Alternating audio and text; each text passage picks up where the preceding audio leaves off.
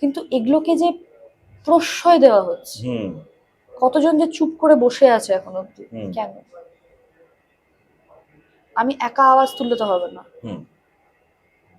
বাকি সবাইকে আওয়াজটা তুলতে হবে, বাকি সবাইকে এটাকে নিয়ে লড়তে হবে। বাট লড়বে কতক্ষণ লড়বে? আবার দিন দেখবে যে ওই বাঞ্চের মধ্যে যারা সব লড়ছিল তাদের মধ্যে একজন টুক করে পেছন দিক থেকে কাল্টি মেরে, হ্যাঁ দাদা, হ্যাঁ হ্যাঁ আমি আপনার, আমি আপনাকে, ঠিক আছে কোনো চাপ নেই, আপনি আমাকে পরে টাকা দিন বলে বেরিয়ে গিয়ে অন্য জায়গায় কাজ করতে চলে গেল। তো এটা একার পক্ষে তো আমার পসিবল হবে না, এটা রুলস না তৈরি করলে তো পসিবল হবে না। এরকম ভাবে ঠকতেই থাকতে হবে, দিনের পর দিন ঠকতে থাকতে হবে, দিনের পর দিন নানা রকম প্রবলেম ফেস করতে থাকতে হবে, তখন কে বাধ্যতা দায়িত্ব নেবে? এতগুলো এতগুলো কাজ কম আমাদের এখানে, আমাদের কলকাতা ইন্ডাস্ট্রিতে এখন কাজ কম, আর্টিস্ট কত বেশি, কতজন মানুষ এখন কাজ করছে, এসছে কাজ করতে সবাই, যে কাজ করব, নিজের মতো একটা ক্যারিয়ার তৈরি করব, স্বপ্ন দেখছে। কাজ কোথায়?